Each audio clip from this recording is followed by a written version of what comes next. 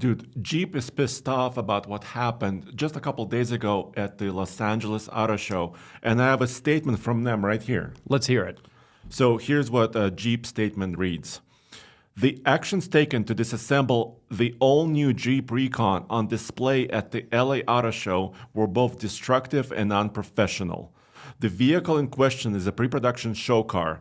And then we can continue as we kind of go through this video. We can kind of read the rest of this as well. Yeah, so what this statement is referring to is a video that you can find on YouTube and on several social media platforms that is addressing durability on the Jeep Recon. And build quality. And build quality. Well, we have a couple of screenshots, right? So we can kind of show. So the couple of guys here at this channel and also social media accounts that they have, they basically walked up. This is at the LA Auto Show during media days. So an auto show usually have some sort of a preview portion of it, where you have to have a badge in order to enter, basically. Yeah, so this is a day specifically for media, for people that are filming, and the Jeep Recon that was at the LA Auto Show was available for people making videos to go up, shoot with it, and show the vehicle. And in this video, they're showing some panel gaps. They're showing themselves pulling pieces of trim off of the interior. Yeah. Now, I think it's important to note that the reason that we're making a video about this is not to start internet beef or anything. No, that's not the primary point of this. But rather to explain what exactly is going on here, because there's a bit of debate online about it. There's people going back and forth. Yeah. And we have a lot of experience with this because we've been in business for almost 15 years.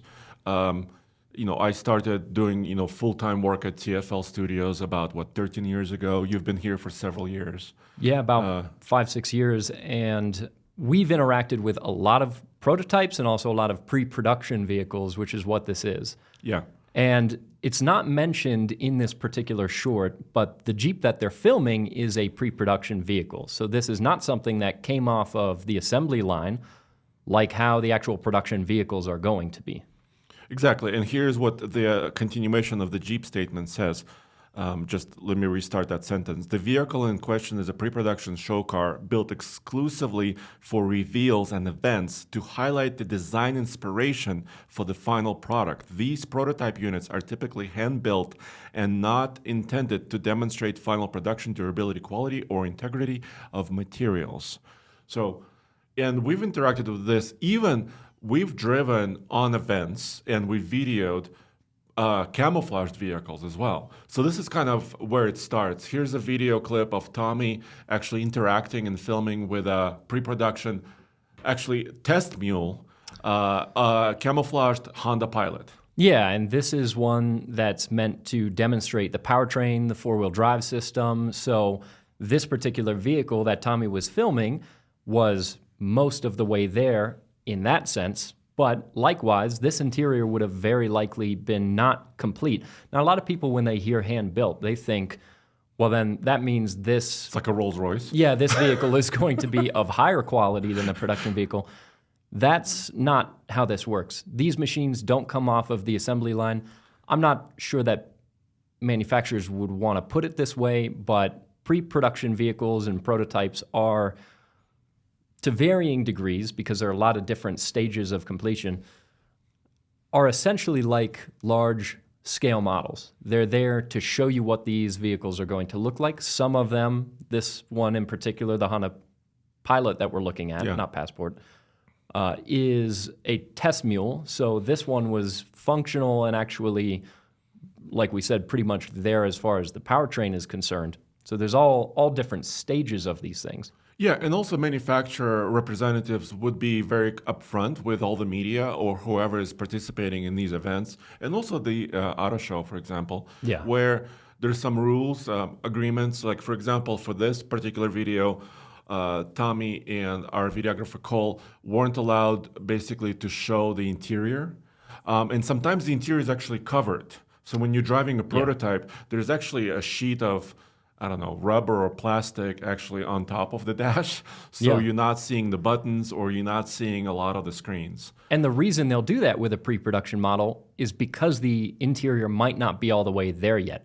Now, maybe some pre-production models are going to have an interior that's there enough that you can shoot it with wider angles, and for the most part, you're not going to see anything that's that bad with it because it is meant for display purposes. Yeah. So when a video like what we're talking about comes out where people are focusing on some of those flaws, that makes it then in the future potentially more difficult for companies and outlets like us to be able to film those prototypes, because that's the kind of thing that manufacturers are worried about if they give you access to a prototype that they know is not completed yet. Exactly. And actually, Jeep gave us access to this Recon, several Recon vehicles. So you actually filmed it. I was actually there in Los Angeles. So I have a video, not from the Los Angeles Auto Show. This was a different venue just a couple days prior. And I was showing inside. Look, there's a video clip of me. But I actually said those words when I opened up some of the areas. I said, this is a pre-production show vehicle, so please don't judge every element of this interior. I actually said those words as I was describing a lot of the interior. Yeah, which is an important distinction to make. And what we're talking about here is also not just a Jeep thing. Every brand that you can think of, we've driven pre-production models from them, maybe not Rolls-Royce so much, but most of the major brands, companies like Honda, like Toyota, we've driven pre-production models from them where you can see parts of the interior that are not up to the standard or quality of what the finished product is. That doesn't mean that it's representative of what the full production vehicle is going to be. Yeah, and we have a couple more examples to kind of illustrate this. Several months ago, this summer in Denver, I was actually had an opportunity to show and do a video with a couple of Scout prototype vehicles. These are kind of also pre-production show vehicles because they originally built just two. Yeah. There's a Scout Traveler SUV and there's a Terra pickup truck.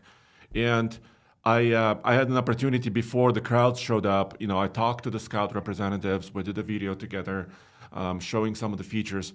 And I was quite nervous because the doors were open, but I was like, can I actually sit in this? Because I knew this was like a very pre-production unit that's probably worth millions of dollars, actually. Yeah, they've spent tons of money on these display vehicles, and partly because of that, and also partly because this is not a completed production vehicle, you weren't allowed to open the doors. The doors had to be opened by Scout somebody else. employees, Yes.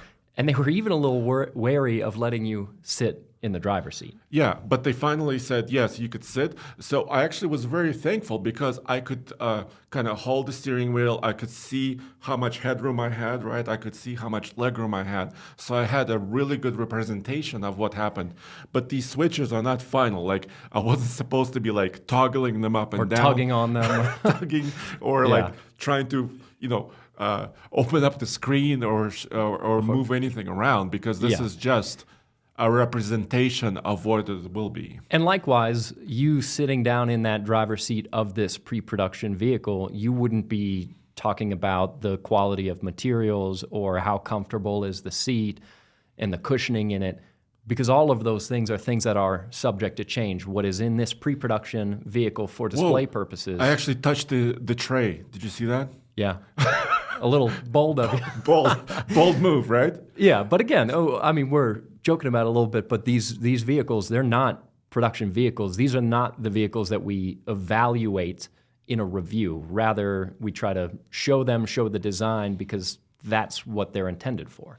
Exactly. And there was another instance actually where there was another new company, TFL truck, where Nathan went out, and I was really surprised by this. This was an early pre-production vehicle, the little TFL electric pickup truck, and they let Nathan drive it.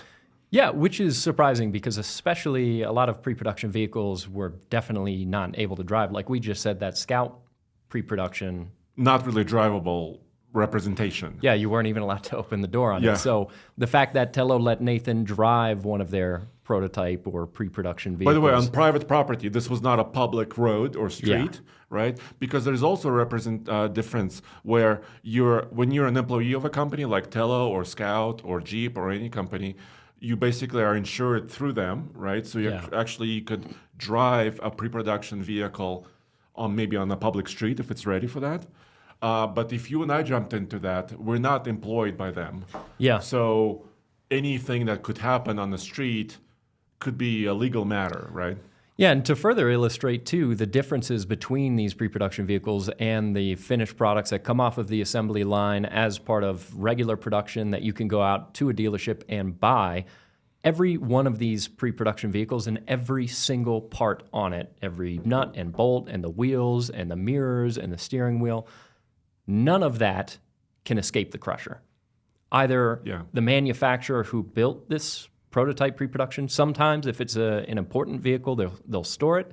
They'll hold on to it for historical purposes. There are some Viper prototypes. We've seen lots of Jeep prototypes. We've seen vehicles from all kinds of manufacturers from decades past that they held on to. But a lot of them end up in the crusher because you can't sell these vehicles to the public and you can't sell any part of them to the public. It all has to be crushed because they're not production models. Exactly. Maybe some of the safety elements may not be there. I mean, the original Viper had no safety elements to begin with, but you know what I'm saying, right? Yeah, exactly. And sometimes museum pieces, sometimes they save a vehicle like that, like a pre-production prototype or maybe a VIN 1 that was kind of unique for whatever reason.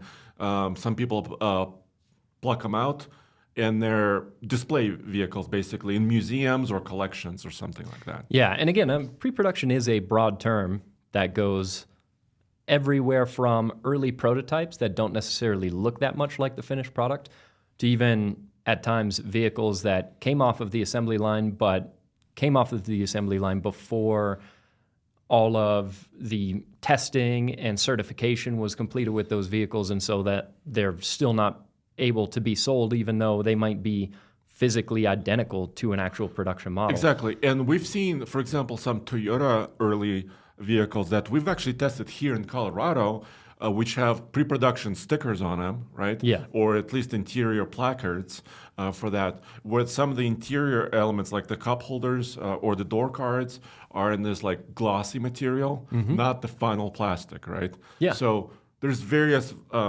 grades of that, various versions. I would say if you want to accurately test the durability or the build quality of a Jeep product, go into a Jeep dealership, check out some production models that you can actually walk up to and buy, and see the panel fitment on those, because those are actually the vehicles that are being sold to the public. And likewise, when the Recon comes out and they're models that are coming off of the assembly line, the ones that are actually going out to customers, that's when we're going to test out durability, build quality, panel fitment, everything. Yeah, and that's important to do. That's why. Oh, it's 100% important. Yeah, because whatever the manufacturer states for that production vehicle, maybe the range, acceleration, maybe handling characteristics, maybe even the way the locking differential works, right? We got to test that out. Yeah. But we can't yet because the Recon is not a production vehicle yet. Yeah, and those are things that we do test out on vehicles, especially when we have them here at the office. Likewise with